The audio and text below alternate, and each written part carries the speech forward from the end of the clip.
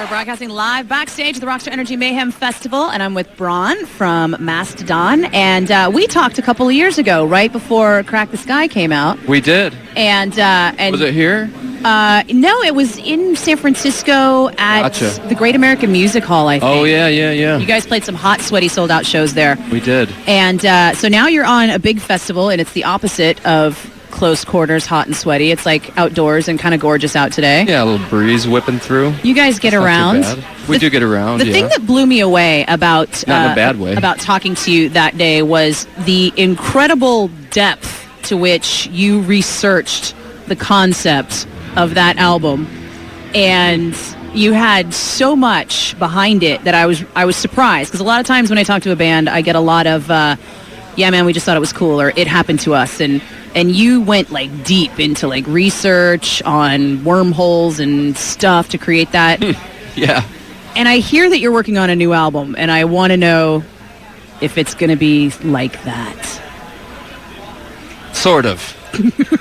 Could you be more vague? Well, I could have said nothing.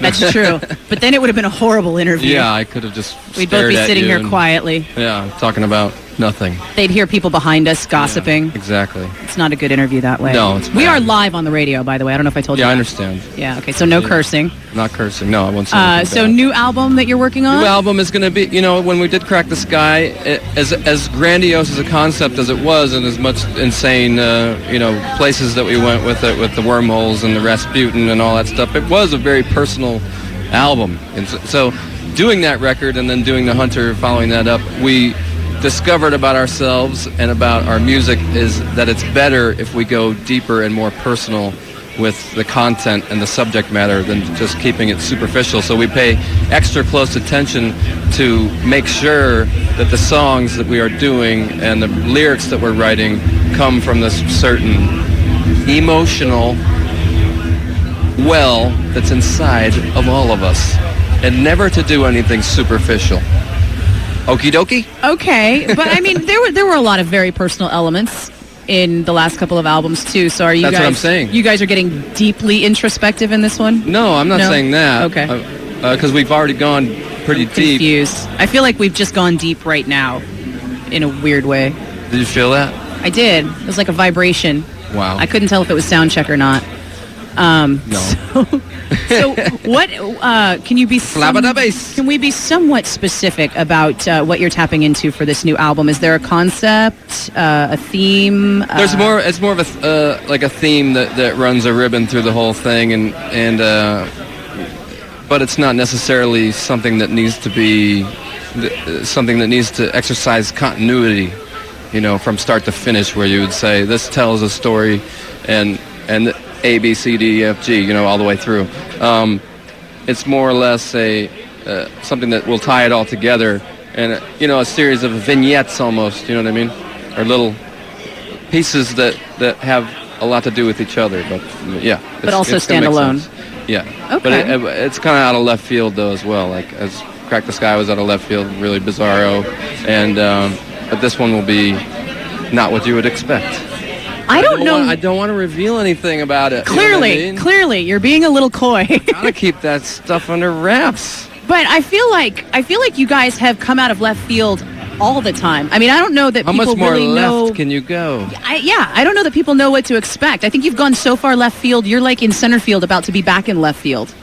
Yeah, I'm not really sure. We just kind of it just happens naturally, and you sort of wait for things to be revealed and never try to force anything or push anything in one direction or another, and be open to your own creativity, whatever that might be, and just kind of be real. So is that why you guys, if I'm correct in assuming that you've paused recording and are going out on Mayhem without trying to rush the album out before? Well,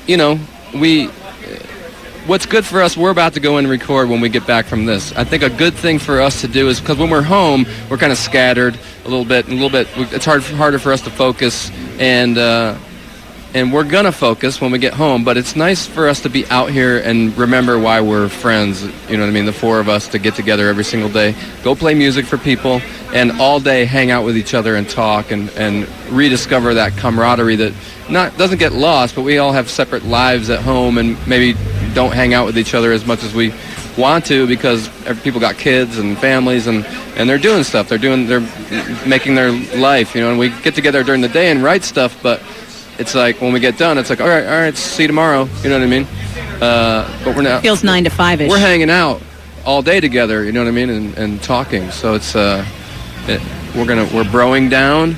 We're hanging out. We're gonna write together here on this tour, and then when we go home, we'll be in a good headspace to go in and record the record. And have strengthened our brotherly bond. Yeah. Do you feel like there's a release date that you can kind of hover over? I don't feel that way. No. There's one out there, but it hasn't presented itself yet. Yeah, that's up to it's the still label in the when ether. it's finished. When it's finished, I don't know. I know they try to speed that up like these days, because that's where the money comes from for them, I think. Well, they used to want 6 months to set an album up like properly, and now they've kind of backed it to 3 because the record leaks and all this for naught. And then your setup does nothing. Yeah. Then you're like, oh man. I feel like Mastodon has created a prog area in metal, and not to be like, it's hard for me to archetype. Yeah, because you know how metal's been splintered off into so many different genres. Of course. And I know that the genreification of metal has been a source of irritation, but I feel like for you guys, it's complementary that you guys have kind of taken the music into this unusual place that it hasn't gone before. Sure. I don't know. Braun Daler from Mastodon, man of many words and few specifics. Hey, we're the four of us are into we have massive catalogs of music that we try to pull from when we play, and we all kind of come from a time of technical metal and Frank Zappa and Genesis and Rush and King Crimson and all that good stuff. And so we try to include it, all of it. If it comes up and it's something difficult to play, there's something that feels good when you're able to play something that you couldn't play. You know what I mean?